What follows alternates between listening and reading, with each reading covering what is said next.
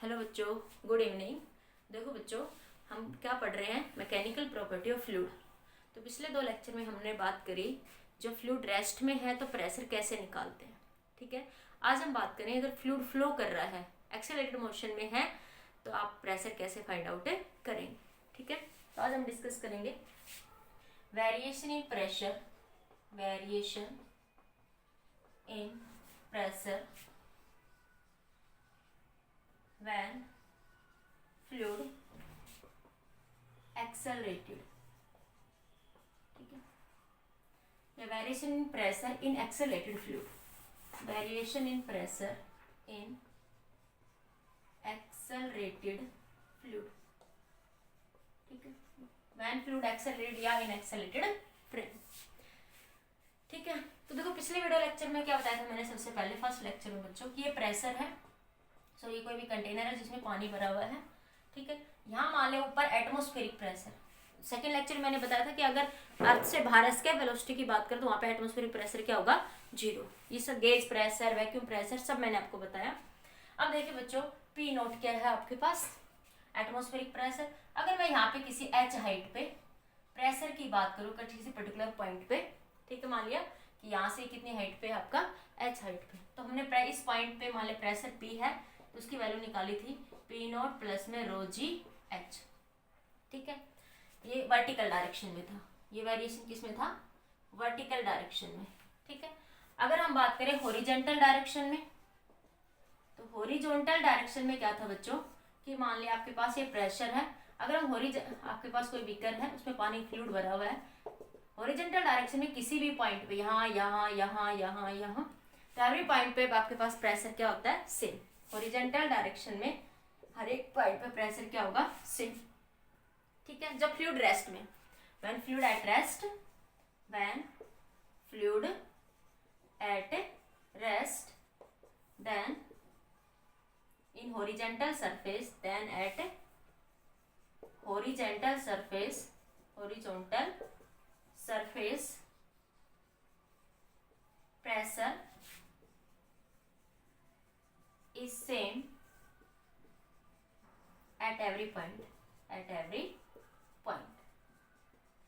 ठीक है, every horizontal surface पे, हॉरिजॉन्टल सरफेस पे बच्चों क्या रहेगा आपका, सेम। हॉरिजॉन्टल के हर एक पॉइंट के ऊपर प्रेशर क्या रहेगा आपका, सेम रहेगा। ठीक है, ये बात हमने पिछले वीडियो लेक्चर्स में कर ली थी।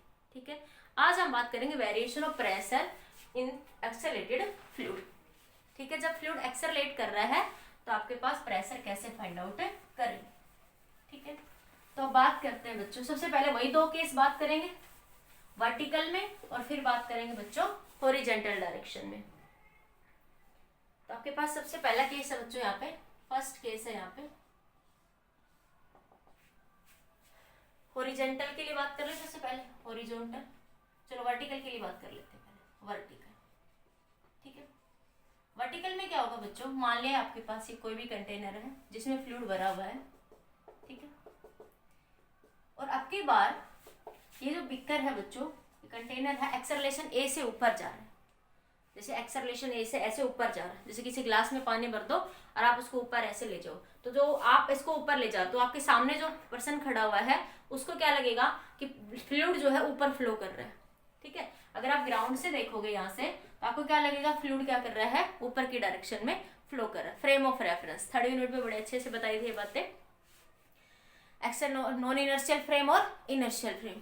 ठीक है, एक्सेलरेटेड फ्रेम है बच्चों। अगर मैं यहाँ पे मैंने कहा था वहाँ पे सूडो फोर्स के कंसेप्ट से भी कंसेप्ट सोल्व कर सकते हो, ग्राउंड से भी मान के प्रॉब्लम्स को सोल्व कर सकते हो। तो हम थोड़ा सा यहाँ से मान लेंगे कि मान लिया कि कोई पर्सन है, चीटी जितना, चीटी मान लो, गिलास पे चीटी थी। ठीक है, गिलास को ऊपर ले जा रहे थे, गिलास पे एक चीटी थी, तो चीटी को क्या लगेगा कि फ्लूइड किस में आपका, रेस्ट में। और जो बाहर कोई पर्सन खड़ा है वो देख रहा है, उसको क्या लगेगा कि फ्लूइड क्या कर रहा है आपका, मूव कर रहा है, मूव कर रहा है। ठीक है, तो ऊपर की डायरेक्शन से क्या लगेगा बच्चों, एटमॉस्फेरिक प्रेशर पी नॉट। नीचे से फ्लूइड इस सरफेस पे जब ऊपर जा रहा है तो ये नीचे से भी प्रेशर लगा रहा होगा इसके ऊपर। ठीक है, और फ्लूइड के वेट की कारण फोर्स क्या लग रहा होगा नीचे, mg। ठीक है, प्रेशर क्या होता है बच्चों, फोर्स परपेंडिकुलर फोर्स अपॉन में एरिया, तो फोर्स क्या हो जाएगा, प्रेशर इनटू एरिया। ठीक है, तो मान लीजिए इसका ये जो सरफेस है, ये जो मैं सरफेस अज्यूम कर रही हूँ, इसका एरिया क्या आपका, ए है, तो फोर्स क्या हो जाएगा, प्रेशर इंटू एरिया। इस सरफेस पे जो फोर्स लगा या नीचे वाले सरफेस पे जो फोर्स लगेगा फ्लूइड पे वो कितना लगेगा, P इंटू ए। अब मैंने समझाया था बच्चों सूडो फोर्स के अंदर कि जब आप इसी फ्रेम पे बैठ जाओगे तो कौन सा फोर्स लगा दोगे, सूडो फोर्स। और सूडो फोर्स में कंडीशन क्या बताई थी आपको थर्ड यूनिट में, कि जिधर एक्सेलरेशन हो रहा है उससे अपोजिट डायरेक्शन में एम ए लगा दो। जिधर एक्सेलरेशन हो रहा है उससे अपोजिट डायरेक्शन में फोर्स एम ए लगा दो। ठीक है, आपकी कैलकुलेशन हमेशा सही आएगी। तो देखिए इस वे के ऊपर कौन कौन से फोर्स लग रहे हैं। नीचे की डायरेक्शन में क्या लग रहा है बच्चों, P नॉट ए लग रहा है एक फोर्स mg लग रहा है और एक फोर्स ma लग रहा है और ऊपर क्या लग रहा है, P इंटू में a। तो मैं इसको ऐसे लिख दूं, P इंटू ए बराबर P नॉट ए प्लस m बाहर g इंटू ए, g प्लस ए। अब पता आपको डेंसिटी क्या होती है, मास अपॉन वॉल्यूम। ठीक है, तो मास को क्या लिख सकते हो, डेंसिटी इंटू वॉल्यूम। वॉल्यूम को क्या लिख सकते हो बच्चों, एरिया इंटू हाइट h। ठीक है, तो m को क्या लिख सकती हूँ मैं, रो ए एच। तो मैं यहाँ पे पुट कर दूँ इसको, तो ये वैल्यू मिल जाएगी बच्चों आपके पास यहाँ से P naught A plus rho a g plus a into h. ठीक है, तो ये क्या आ गया, प्रेशर। तो यहाँ से देखो ए से ए क्या हो जाएगा बच्चों, थ्रू आउट कैंसिल। तो ये ए सब में था ना, इधर भी तो P देखो ए, अरे ये ए की तो बात है, इधर लिखो क्या, देखो क्या आया, P ए बराबर P naught A plus rho a g plus a into h. यही तो आया ना बच्चों, एच हाइट पे फ्लूइड भरा हुआ है आपके पास। ठीक है, तो ए से ए कैंसिल, तो P प्रेशर की वैल्यू क्या आई, P नॉट प्लस में रो जी प्लस में ए इंटू एच। तो देखो जब आप रेस्ट में था फ्लूइड बच्चों, जब फ्लूइड किस में था, रेस्ट में, जब फ्लूइड में कोई एक्सेलरेशन नहीं था तो प्रेशर क्या आया था, when fluid at rest, when fluid at rest. ठीक है, तो आपने जब इस हाइट पे ये P नॉट प्रेशर किसी पॉइंट एच हाइट पे इस पॉइंट पे जब प्रेशर निकाल रहे थे तो P नॉट प्लस में रो जी एच। ठीक है, अब की बार थोड़ा सा प्रेशर इंक्रीज हो गया, मतलब कि जब फ्लूइड फ्लो करेगा तो प्रेशर बढ़ जाएगा, उस पर्टिकुलर पॉइंट पे प्रेशर क्या हो जाएगा बच्चों, इंक्रीज हो जाएगा। वो क्यों भी होगा उसका भी एक एग्जांपल बताएंगे आपको, दिख भी रहा है मैथमेटिकल कैलकुलेशन कि जी तो था ही, ए के फैक्टर से क्या हो गया, इस फैक्टर से आपके पास प्रेशर क्या हो गया, इंक्रीज। जब फ्लूइड एक्सेलरेट करेगा बच्चों तो एक्सेलरेशन क्या हो जाएगा, उस सिचुएशन में आपका प्रेशर क्या हो जाएगा, आपका इंक्रीज हो जाएगा। ठीक है, नोट करिए इस पॉइंट को, कर लिया नोट बच्चों, हो गया। अब इसी को उल्टा ले लो बच्चों, मान लीजिए कि 10,000 था वर्टिकली अपवर्ड डायरेक्शन में फ्लूइड। ठीक है, तो अगर डाउन मान लो बीकर आपकी बार नीचे मूव कर रहा है, दूसरा केस ले लो कि मान लिया कि आपकी बार बीकर का एक्सेलरेशन नीचे है, तो एम ए किधर लगा दोगे, सूडो फोर्स की कंडीशन के अकॉर्डिंग ऊपर लगा दोगे। ठीक है, तो ये नोट कर लिया ना सबने। तो क्या बनेगा इस सिचुएशन में आपका नेट प्रेशर, आपकी बार क्या हो गया कि बीकर नीचे, गिलास को पहले एक बार एक गिलास था उसको ऊपर लेके जा रहे थे। ठीक, चीटी इसके ऊपर बैठी थी, उसके फ्रेम ऑफ रेफरेंस में, उसी फ्रेम ऑफ रेफरेंस में सूडो फोर्स का कंसेप्ट लगा के हमने सोल्व करा। अब क्या कहा मैंने कि चीटी नीचे जा रही है, मतलब सॉरी चीटी नहीं, गिलास नीचे जा रहा है। ठीक है, तो चीटी को तो क्या लगेगा, वो रेस्ट में ही है, नीचे जा रहा है उसका एक्सेलरेशन, और पर्सन जो सामने खड़ा उसको क्या लगेगा, वो नीचे की डायरेक्शन में जा रहा है। तो हम चीटी को मान रहे चीटी जितना कोई पर्सन है, चीटी ग्लास पे बैठी है, तो चीटी के रिस्पेक्ट में हम ये कह सकते हैं, सूडो फोर्स का कंसेप्ट यहाँ पे लगा सकते हैं। अब सूडो फोर्स के बारे में जो किसी को नहीं पता तो पीछे जाके थर्ड यूनिट में एक बार आप लोग देख लो, मैंने वहां पे समझाया आपको। ठीक है, सूडो फोर्स में सीधा सा एक ही कंसेप्ट था कि जिधर एक्सेलरेशन, बॉडी का एक्सेलरेशन हो रहा है उससे अपोजिट डायरेक्शन में एम ए फोर्स लगा दो। ठीक है, एफ नेट बराबर एम ए न्यूटन के लॉ के अकॉर्डिंग। तो आपकी बार बस वो बन जाएगा बच्चों। तो आपकी बार क्या हो रहा है, यहाँ से P नॉट ए नीचे लग रहा है और कौन सा फोर्स लग रहा है नीचे, mg नीचे लग रहा है, P नॉट ए प्लस mg, ऊपर क्या लग रहा है, Pa प्लस में ma। m को वही लिख सकते हो बच्चों, डेंसिटी इंटू वॉल्यूम। ठीक है, और वॉल्यूम को एरिया इंटू हाइट। तो P नॉट ए प्लस m की वैल्यू बच्चों इसको ऐसे लिख लो, P नॉट m g, ये इधर आ जाएगा तो g माइनस ए हो जाएगा, m कॉमन ले लिया, Pa, m को ये लिख दो P नॉट ए प्लस m की value rho A H G minus A into P A से ए बच्चों कैंसिल, तो P की वैल्यू क्या आई, P naught plus rho H G minus का A। ठीक है, तो अगर फ्लूइड डाउनवर्ड डायरेक्शन में फ्लो कर रहा है तो ये आ जाएगा आपके पास नेट प्रेशर। अगर वो अपवर्ड में जा रहा था तो जब फ्लूइड डाउनवर्ड डायरेक्शन में फ्लो कर रहा था, fluid flow in downward direction, ये देख लेना एटमॉस्फेरिक प्रेशर भी नीचे लग रहा है वो सिचुएशन की कंडीशन के अकॉर्डिंग डाउनवर्ड डायरेक्शन, बाकी आपको लगाना आना चाहिए। ठीक है, जब अपवर्ड में था बच्चों तो P की वैल्यू क्या थी, P नोट प्लस में रो H G प्लस ए। ऐसा कुछ G प्लस ए G माइनस ए का केस जब फ्लूइड किधर फ्लो कर रहा है बच्चों, अपवर्ड में। ठीक है, ऐसा कुछ केस बच्चों आपने G प्लस ए G माइनस ए का लिफ्ट में पढ़ा था ना, कि जब लिफ्ट अपवर्ड डायरेक्शन में मूव करती है, लिफ्ट डाउनवर्ड डायरेक्शन में, तो न्यूटन्स के सेकंड लॉ को लगा के हमने वहां पे सोल्व करी थी ये सारी प्रॉब्लम्स। ध्यान है ना बच्चों ये सारी बातें, तो वही एक तरह का कंसेप्ट। तो क्या होगा कि अगर फ्लूइड एक्सेलरेट कर रहा है तो उस सिचुएशन में नेट प्रेशर क्या हो जाएगा, फ्लूइड पे इंक्रीज हो जाएगा। Net pressure on the fluid क्या हो जाएगा बच्चों, इंक्रीज। नोट करिए, इसको आप जी इफेक्टिव भी कह सकते हो, जी इफेक्टिव। ठीक है, नोट करो ये दोनों condition.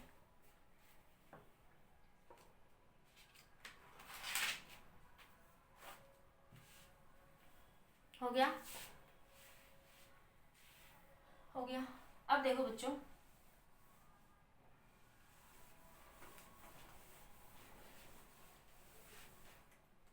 Horizontal case, horizontal direction का केस देखिए। ये वर्टिकल में फ्लूइड फ्लो कर रहा था, अब बात करेंगे बच्चों हॉरिजॉन्टल में।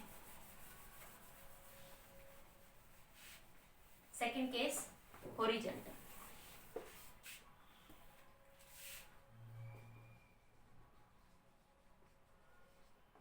ये फ्लूइड है बच्चों किसी भी बीकर में, ठीक है, वाटर फ्लो कर रहा है इसमें। अब की बार ये इधर एक्सेलरेशन हो रहा है फ्लूइड का। फ्लूइड का एक्सेलरेशन कितना, पहले ऊपर की डायरेक्शन में था बच्चों फ्लूइड का एक्सेलरेशन, अब की बार फ्लूइड का एक्सेलरेशन इस डायरेक्शन में है। ठीक है, तो क्या होगा बच्चों, यहाँ से देखो, जब हम फ्लूइड को ऐसे एक्सेलरेट करेगा तो फ्लूइड की जो सिचुएशन बनेगी बच्चों कुछ इस तरीके से बन जाएगी आपके पास।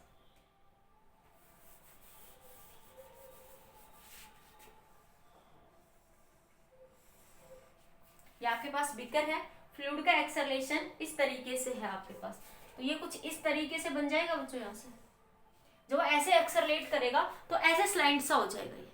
ठीक है, इस तरीके से जब फ्लूइड आपका एक्सेलरेट करेगा, यहाँ पे कुछ समझ आ रहा है बच्चों, जब वो इस तरीके से एक्सेलरेट करेगा सरफेस पे तो क्या हो जाएगा उस सिचुएशन में यहाँ पे आपके पास, ठीक है, ऐसे फ्लूइड क्या हो जाएगा सरफेस। ऐसा क्यों हो जाएगा, कैसा क्यों होगा, देखो ऐसा क्यों होगा बच्चों, एक नोट डाल के लिखो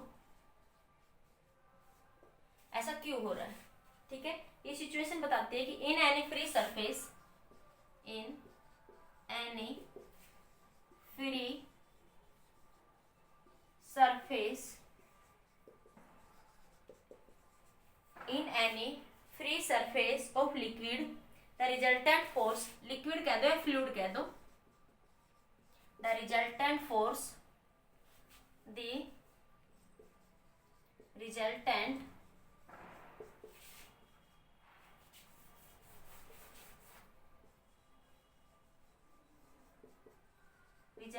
force perpendicular, the resultant force perpendicular to the surface, the resultant force always लिखो, the resultant force always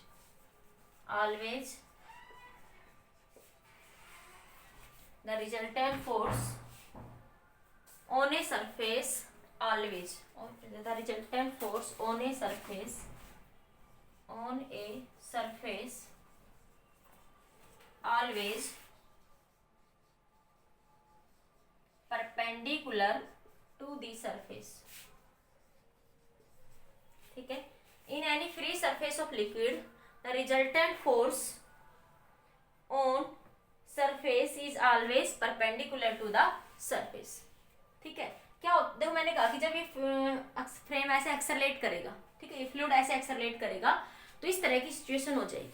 ठीक है, ऐसा क्यों हो रहा है, मैं इसी बात को समझाना चाह रही हूँ। मैंने कहा in any free surface of liquid, ठीक है, the resultant force on a surface always perpendicular to the surface. तो रिजल्टेंट जो फोर्स लगेगा ना इस सरफेस पे वो हमेशा इसके परपेंडिकुलर होगा। इस सरफेस के क्या होगा, परपेंडिकुलर। देखो समझते हैं कैसे, एक बार ये नोट कर लो, आप ये लाइन नोट कर लो। In any free surface of liquid the resultant force on a surface always perpendicular to the surface. देखिए कैसे, एक बार आप नोट कर लो, बताती हूँ। हो गया। अब देखो बच्चों, ये आपके पास क्या है, ये फ्लूइड है, इसी फ्रेम के ऊपर आप बैठ गए तो स्यूडो फोर्स लगाओगे, तो स्यूडो फोर्स लगाओगे तो इस फ्लूइड के इधर ma फोर्स लगेगा, इस फ्लूइड के वेट के का नीचे क्या लगेगा, mg। तो ये नीचे कहीं इस डायरेक्शन में रिजल्टेंट फोर्स F नेट होगा। ठीक है, तो जो रिजल्टेंट फोर्स F नेट है, देखो ये यहाँ से ये वाला जो रिजल्टेंट फोर्स F नेट, ये इसके क्या होगा, परपेंडिकुलर होगा इस सरफेस के।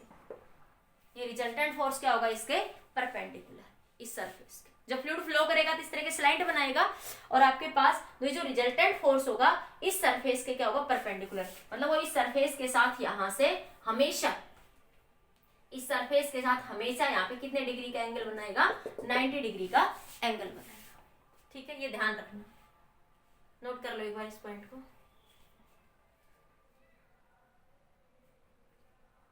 ठीक है, हो गया। अब बात करते हैं प्रेशर की। जो रिजल्टेंट फोर्स होगा फ्लूइड के सरफेस के हमेशा परपेंडिकुलर होगा। ठीक है, तो हम हॉरिजॉन्टल डायरेक्शन में बात कर रहे हैं प्रेशर। तो ये फ्लूइड है बच्चों आपके पास, कोई भी कंटेनर है, इसमें वाटर भरा हुआ है आपके पास। ठीक है, ये ए एक्सेलरेशन से फ्लूइड फ्लो करेगा। ठीक है, जो ए एक्सेलरेशन से फ्लूइड फ्लो करेगा बच्चों, तो उसमें इस तरह की एक स्लाइड बन जाएगी। ठीक है, तो मैं मान लेती हूँ बच्चों ये फ्लूइड जो है इस तरीके से h हाइट पे आ जाएगी।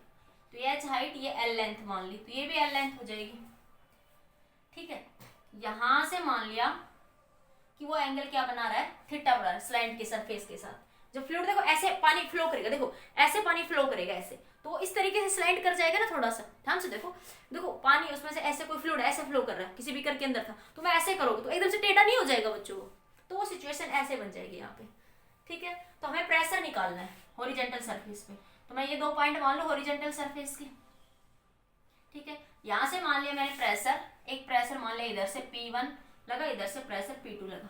इस सरफेस का एरिया क्या मान लिया A, तो फोर्स क्या होता है, प्रेशर इंटू एरिया। तो ये बन जाएगा प्रेशर इंटू में एरिया। ठीक है, अब देखो एक्सेलरेशन इधर हो रहा है तो एक ma फोर्स इधर भी लग रहा होगा।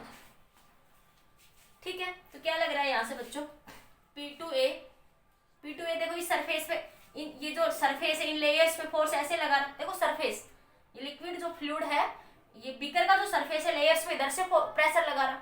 इसी तरह ये जो लिक्विड भरा हुआ है इस सरफेस पे, ये जो सरफेस है बीकर का, वो इन लेयर्स पे इधर फोर्स लगा रहा, प्रेशर लगा रहा।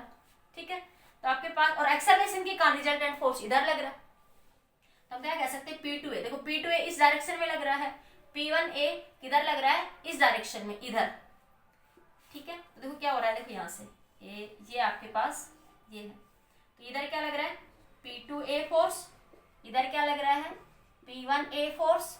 और एक्सेलरेशन के कारण जो स्यूडो फोर्स हम कंसीडर करते हैं opposite to the direction of acceleration, वो ma हो जाएगा। तो यहाँ से मैं क्या लिख सकती हूँ कि P2A बराबर होगा किसके, P1A प्लस ma। m को क्या लिख सकते हो, density into volume, A h के बराबर। तो P2A बराबर होगा P1A plus row A h into A। A से ये बच्चों कैंसिल हो गया, तो P2 बराबर P1 plus rho H A।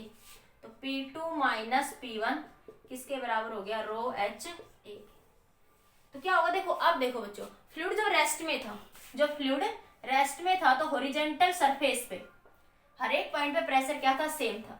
ये A और B 2 मान लो, तो प्रेशर एट A बराबर था प्रेशर एट B। जो कब था बच्चों, ये जो फ्लूइड रेस्ट में था, जब फ्लूइड किस में था, रेस्ट में। लेकिन अगर फ्लूइड मोशन में है, अगर फ्लूइड किस में है, मोशन में, तो रिजल्टेंट प्रेशर बढ़ जाएगा, इस फैक्टर से। ठीक है, if fluid in motion then resultant pressure increases. ठीक है, नोट करिए बच्चों।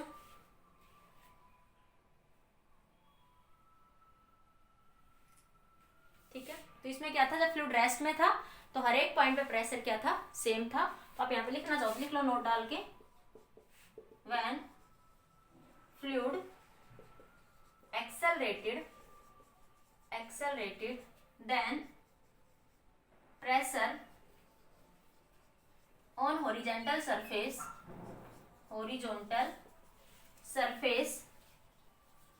not same, ठीक है। बट इधर लिख दो, यहां से but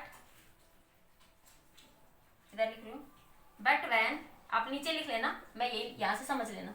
but when fluid at rest then the pressure on horizontal surface same. जैसा कि मैंने यहाँ बताया, जब फ्लूइड रेस्ट में होगा तो हॉरिजॉन्टल सरफेस पे फर्स्ट लेक्चर में बताई थी बातें, प्रेशर क्या रहेगा, सेम रहेगा। लेकिन अगर फ्लूइड मोशन में है तो हॉरिजॉन्टल सरफेस के हर एक पॉइंट पे प्रेशर सेम नहीं होगा, प्रेशर इंक्रीज हो जाएगा रिजल्टेंट ओवरऑल दो पॉइंट्स के बीच का। नोट करिए।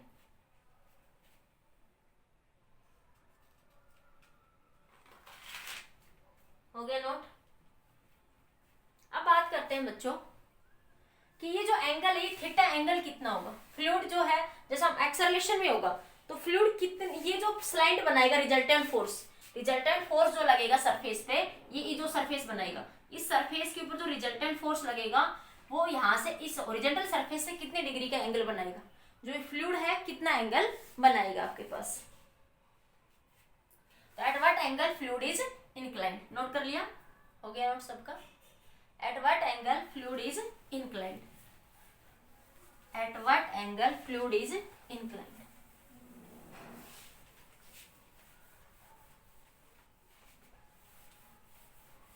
At what angle fluid is inclined?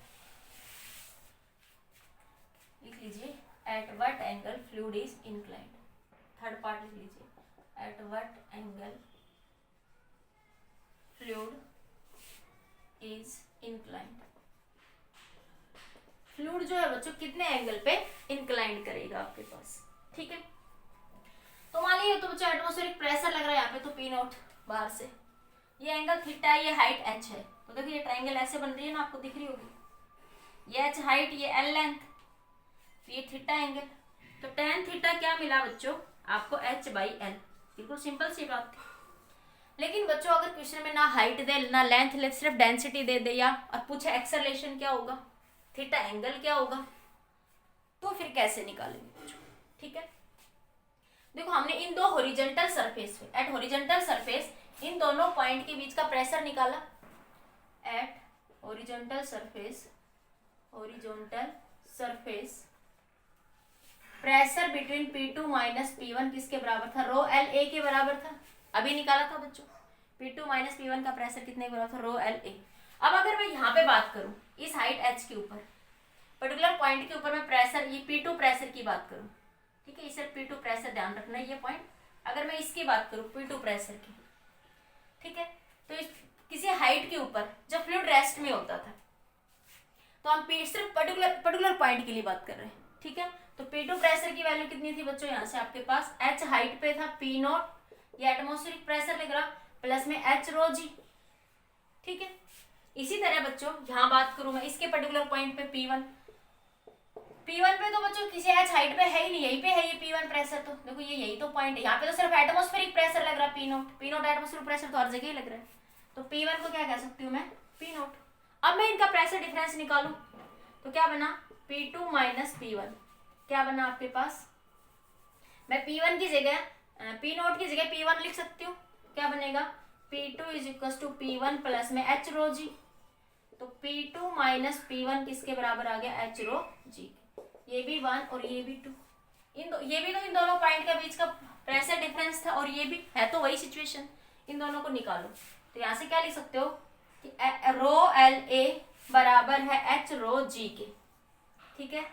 तो बच्चों यहाँ से कुछ कैंसिल हो रहा है आपके पास, रो से रो क्या हो गया कैंसिल, तो क्या मिलेगा A बाई जी बराबर H बाई एल, मतलब जहाँ पे H बाई एल है वहां पे मैं A बाई जी का कंसेप्ट लगा सकती हूँ, मतलब जहाँ पे H बाई एल है वहां पे मैं A बाई जी का कंसेप्ट लगा। देखो सिंपली आपने डायरेक्ट हॉरिजॉन्टल सरफेस एक्सेलरेटर में ये निकाला, फिर आपने मान लिया कि पर्टिकुलर पॉइंट है यहाँ पे, एच हाइट पे प्रेशर कितना होगा इस एच हाइट पे जब इंक्लाइन स्लाइड बना रहा है, ठीक है, और इस पॉइंट पे प्रेशर क्या होगा, उन दोनों का प्रेशर डिफरेंस निकाला एक्सेलरेटेड अनएक्सेलरेटेड मान के, ठीक है। अब देखा कि ये तो है तो इन्हीं दोनों पॉइंट के बीच का प्रेशर ही ना इंक्लाइन स्लाइड पे, तो वो प्रेशर इसके दोनों बराबर ही होंगे, ठीक है। तो यहाँ से क्या निकाला, ए बाई जी बराबर है एच बाई एल के। तो मैं यहाँ से क्या कह सकती हूँ कि टेन थीटा किसके बराबर था, एच बाई एल। तो मैं ये भी तो कह सकती हूँ ना कि एच बाई एल किसके बराबर, ए बाई जी के। तो टेन थीटा बराबर होगा ए बाई जी के।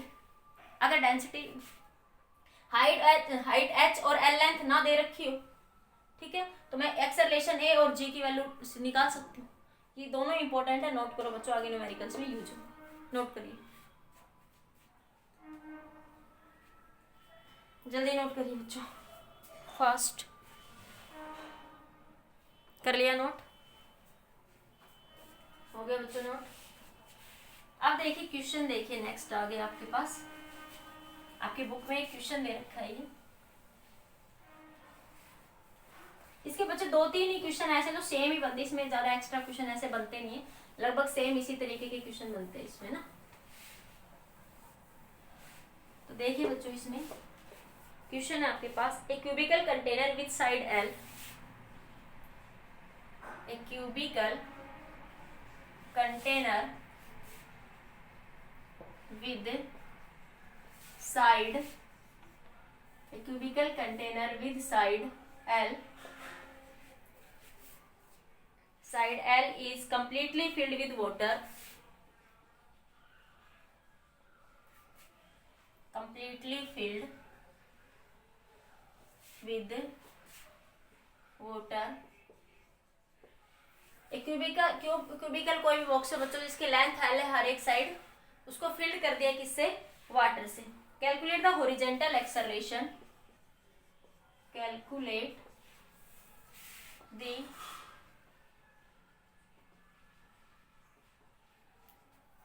calculate the horizontal acceleration of container, horizontal acceleration of container, calculate the horizontal acceleration of container so that half of its total volume, so that half of its total volume, total half of its total volume of water comes out at the container, comes out from the container, from the container। क्या कह रहा है बच्चों question में आपसे, A cubical container with side L is completely filled with water। कोई भी एक क्यूबिकल कंटेनर है बच्चों, ये होता है क्यूबिकल कंटेनर, ये होता है क्यूबिकल, ठीक है, ये क्यूबिकल फॉर्म में। इसको मैं थोड़ा समझने के लिए ऐसे ले लेती हूँ कि ये एक कंटेनर है, ये इसकी लेंथ L ब्रेथ, और ये जो साइड है इसकी ऊपर वाली ये भी L ही है, ठीक है, समझाने के लिए थोड़ा ऊपर बना के देख रहे, ठीक है। जिसके अंदर फ्लूइड भरा हुआ है बच्चों, लिक्विड भरा हुआ है, वो कह रहा है आपसे filled with water, calculate the horizontal acceleration, क्या निकालना है उसका, हॉरिजॉन्टल एक्सेलरेशन निकालना है of container so that half of its total volume comes out from the, मतलब कि कंटेनर कितने एक्सेलरेशन से मूव करे, ये क्यूबिकल जो कंटेनर है कितने एक्सेलरेशन से मूव करे कि जो वाटर भरा हुआ है उसका हाफ बाहर आ जाए, हाफ लिक्विड, जो मान ले आपके पास 1 लीटर लिक्विड भरा हुआ है तो आधा लिक्विड बाहर आ जाए, ठीक है, half of its total volume comes out from the container, total volume का हाफ जो है आपका बाहर आ जाए। मतलब कि कुछ ऐसी सिचुएशन बन जाएगी बच्चों कि जब एक्सेलरेशन होगा तो यहां से हाफ का मतलब तो ये हो गया आधा आधा, हाफ का मतलब तो कुछ ऐसी सिचुएशन बन गई कि ये हो गया आपके पास, तो ये वो कह रहे हैं ये लेंथ एल है, ये लेंथ एल है, ये एंगल थीटा, हाफ बाहर आ जाए, ये कितने एक्सेलरेशन से बाहर जाए, ये कंटेनर कितने एक्सेलरेशन से मूव करे, ये कंटेनर कितने एक्सेलरेशन से बच्चों स्पीड से एक्सेलरेशन से मूव करे कि इसका इस टोटल वॉल्यूम का हाफ लिक्विड बाहर आ जाए, ठीक है। तो बच्चों मुझे देखो अभी मैंने निकाला था कि tan थीटा, ये हटा दूं मैं, समझ आ गया, मैं इधर लिख रही हूँ, ठीक है, तो मैं देखो यहाँ से लिख दूं tan थीटा की वैल्यू क्या बनी बच्चों, L/L बराबर 1। लेकिन अभी आपने एक रिलेशन निकाला बच्चों कि tan थीटा किसके बराबर था, आपके पास क्या है L/L बराबर 1 के।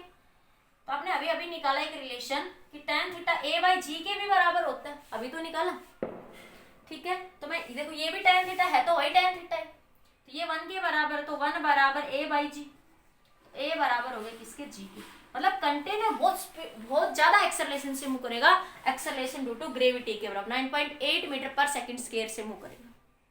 कंटेनर जब कितनी स्पीड से मूव, एक्सेलरेशन से मूव करेगा, 9.8 मीटर पर सेकंड स्क्वायर से जब कंटेनर मूव करेगा, तब टोटल वॉल्यूम का हाफ लिक्विड क्या आ जाएगा, बाहर आ जाएगा, ठीक है। नोट करिए। तो इस तरीके से देखो एक्सेलरेशन निकालने में हम इन दोनों रिलेशन को H/L और A/G को यूज करते हैं। नोट करिए बच्चों इस क्वेश्चन को।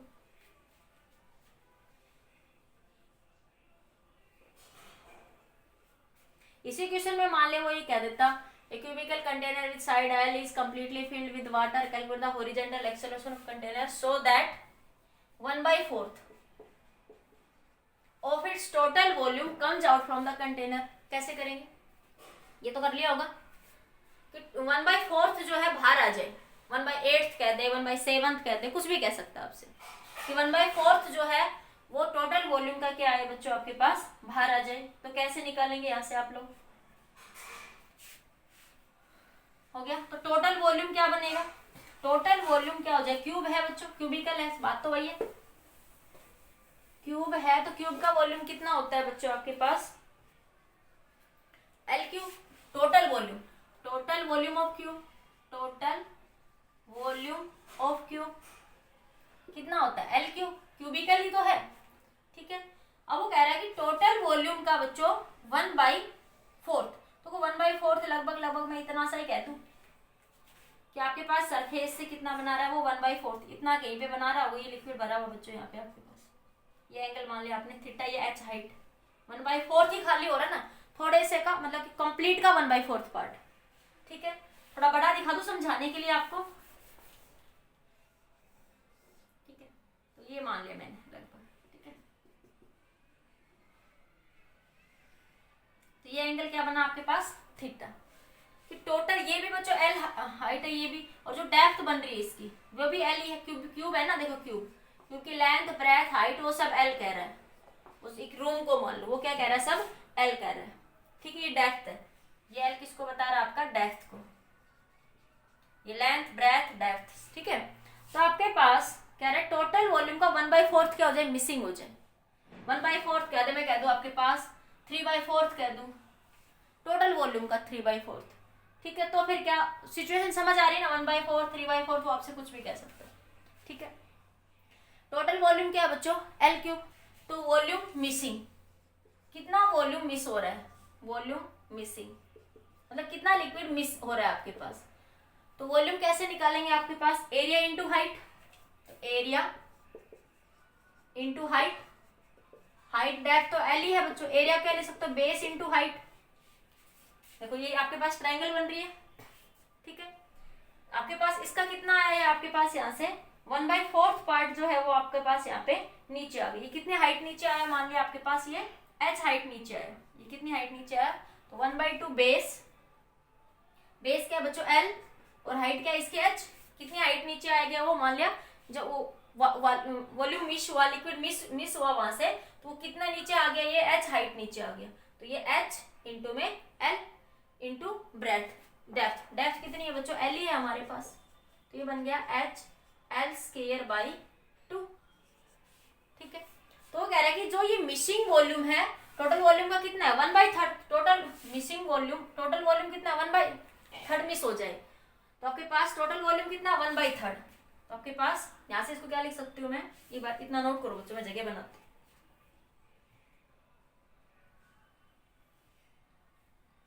हो गया। ये हटा दूं मैं एक बार, थोड़ा सा कहाँ बनाऊं जगह, ऊपर ही बना दूं, यहाँ से हटा दूं, ठीक है। तो देखो वो क्या कह रहा है, कितना मिस हो रहा है बच्चों 1/4, ठीक है। तो missing volume, missing volume, missing volume, ठीक है, कितना आएगा, वॉल्यूम मिसिंग लिख लो बच्चों, एक ही बताए कितना, 1 by volume missing, volume missing कितना है बच्चों, 1/3 ऑफ टोटल। तो 1/3, देखो ये भी मिसिंग वॉल्यूम है, ये भी मिसिंग वॉल्यूम है, तो दोनों बराबर हो गए। मैं कह सकती हूँ 1/3 ऑफ L³ बराबर HL²/2। तो एक L से एक L कैंसिल हो गया, ये L² से, तो 1/3 इंटू L बराबर H/2। तो मैं ऐसे कह सकती हूँ H बराबर, सॉरी 1/4 था ना बच्चों, मैं थर्ड कहाँ से लिख गई, 1/4, ठीक है 1/4, तो ये बनेगा 1/4।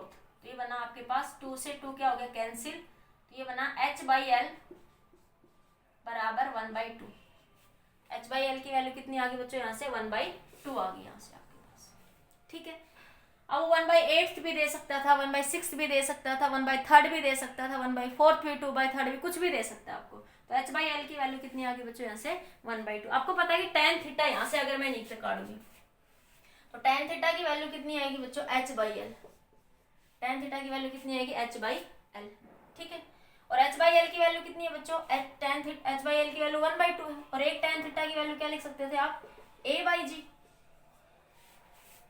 आपने दोनों रिलेशन पढ़े हैं tan थीटा के, H/L का भी और A/G का भी। तो मैं यहाँ से क्या कह सकती हूँ कि A/G बराबर है H/L के, तो A/G बराबर H/L की वैल्यू बच्चों 1/2। तो एक्सेलरेशन A जो होगा आपके पास किसके बराबर होगा, G/2 के।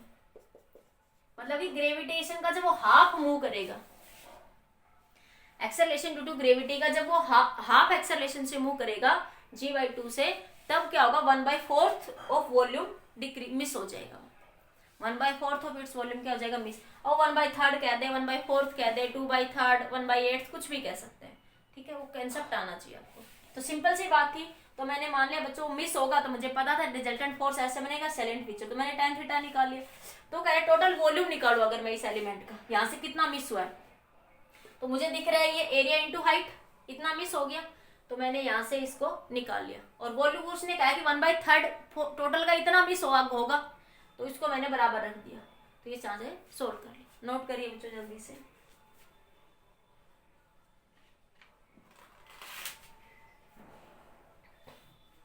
ठीक है, एक छोटा सा और है आपका, आपकी जो बुक है उसमें दे रखा है आपको, ये आया भी हुआ है एग्जाम में क्वेश्चन,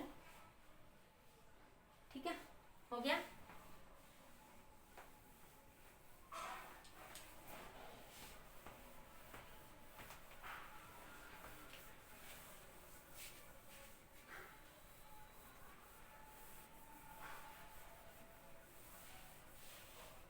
जैसे एक क्वेश्चन है बच्चों आपके पास, ये मान लिया कोई भी बीकर है, ये आगे भी हम यूज करेंगे बच्चों।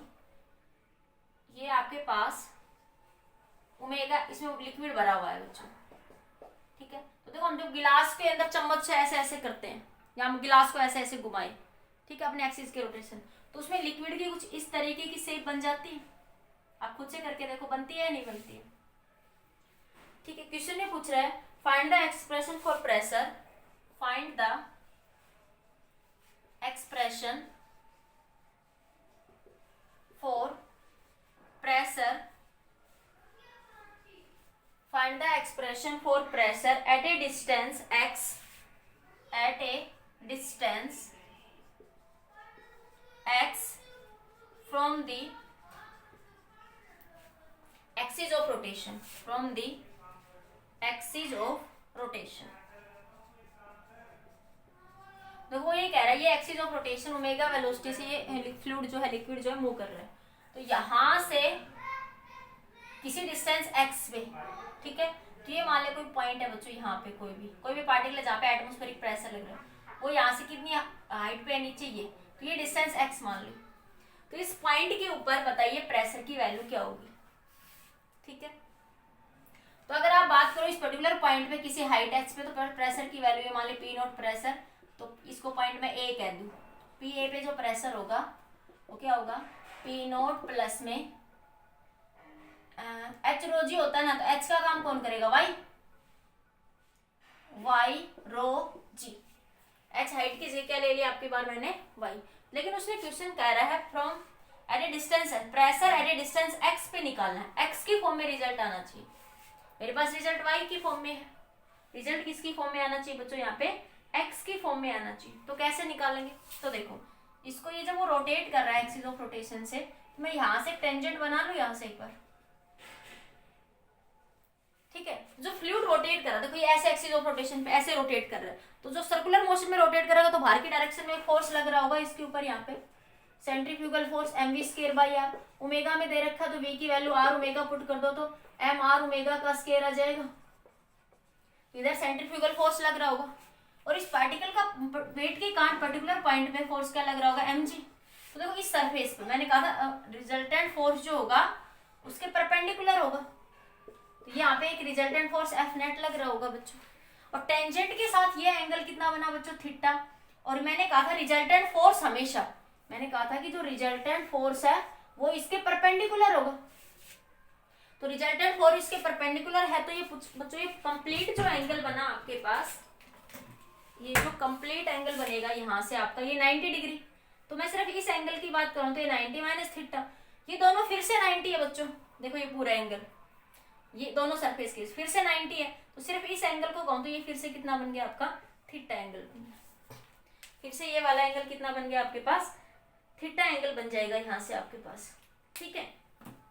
तो मैं यहाँ से tan थीटा की वैल्यू निकाल सकती हूँ, देखो यहाँ से ये mr ओमेगा का स्क्वायर ही है, अरे ट्रायंगल लॉ पढ़ा हुआ है आपके, तो tan थीटा की वैल्यू यहाँ से क्या बनेगी, mr ओमेगा का square divide by mg, m से m कैंसिल, तो ये वैल्यू आ गई r omega square by g, ठीक है। अब आप लोगों ने पढ़ा है बच्चों कि अगर कोई टेंजेंशियल स्लोप, टेंजेंशियल ये जो बनता है आपके पास, किसी पर्टिकुलर लाइन से आप टेंजेंट खींचते हो, तो ये जो स्लोप बना थीटा टेंजेंट के साथ, ठीक है, जो थीटा स्लोप बनेगा, सॉरी टेंजेंट के साथ जो थीटा स्लोप बनाएगा उस थीटा की वैल्यू कितनी होती है, dy by D x. Slope को क्या लिख सकते हो, dy by D x. Slope को आप यहां से क्या लिख सकते हो, dy बाई डी एक्स, ठीक है। तो अब आपके पास ये बच्चों x ले रखा है ना मैंने, तो यहाँ x लिख लो, मैं जर्नल के हिसाब से लिख गई है, तो ये x आएगा यहाँ पे, क्योंकि मैंने ये सेंटर से एक्सिस ऑफ रोटेशन डिस्टेंस क्या ले रखे, x, ठीक है। तो ये x मान लो यहाँ पे ना, ये हर जगह x आ जाएगा, वो r हम जनरली बोलते हैं mv²/r, उसके अकॉर्डिंग लिखी मैं, तो ये x आएगा आपके पास, ठीक है। तो ये क्या आ गया आपके पास, x ओमेगा स्क्वायर इंटू में r। तो मुझे एक रिलेशन दिख रहा है बच्चों यहाँ से आपके पास कुछ ना कुछ कहीं पे आपके पास यहाँ से, ठीक है। इतना नोट करो बच्चों एक बार, ये रिलेशन दिख गया दोनों का, तो मैं इसको इसके बराबर लिख सकती हूँ, एक बार नोट कर लो, एक बार डायग्राम बना लो, फिर हम आगे डिस्कस करते हैं। हो गया, कर लिया नोट। अब देखो मैं यहाँ से एक, मुझे दोनों से देखो ये 1 और ये 2, मैं क्या लिख सकती हूँ, dy by D x, dy by D x, x की जगह यहाँ पे क्या दे रखा, y की जगह यहाँ पे क्या दे रखा था बच्चों, क्वेश्चन में x दे रखा था, x ओमेगा स्क्वायर, तो dy की वैल्यू क्या बन गई, x omega square by g into D x. Total के लिए बच्चों इंटीग्रेशन कर दो, तो y बराबर क्या हो गया, ओमेगा स्क्वायर बाई g तो कांस्टेंट है बच्चों, क्या बचा x इंटू डी एक्स, ठीक है। इसका इंटीग्रेशन करोगे, dy का इंटीग्रेशन y हो गया, तो omega square x square by 2g, तो ये क्या आ गई, y की वैल्यू आ गई, ठीक है। तो मुझे यही चाहिए था pressure at any point P पे, ए पॉइंट के ऊपर जो प्रेशर की बात करिए, नोट कर लिया बच्चों, एक बार जल्दी करो। हो गया, मैं एक बार फिर से बना रही हूँ, तो ये वैल्यू कितनी आई बच्चों यहाँ से आपके पास,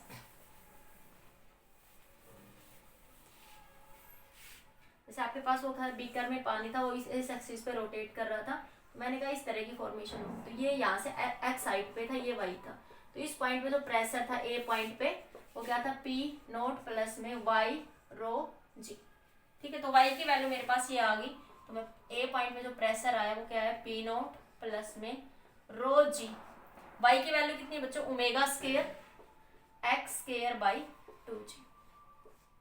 अच्छा क्वेश्चन था आपका, कंपटीशन एग्जाम में आया और क्वेश्चन है, ठीक है। तो ऐसा जब कोई क्वेश्चन दिखे तो उसको थोड़ा सा देख लिया करो, स्लोप वगैरह से कैसे सोल्व करें। बाकी काफ़ी हाई लेवल में एडवांस में आया हुआ है, नेट आपके पास IIT एडवांस का क्वेश्चन है, अच्छा क्वेश्चन है, ठीक है।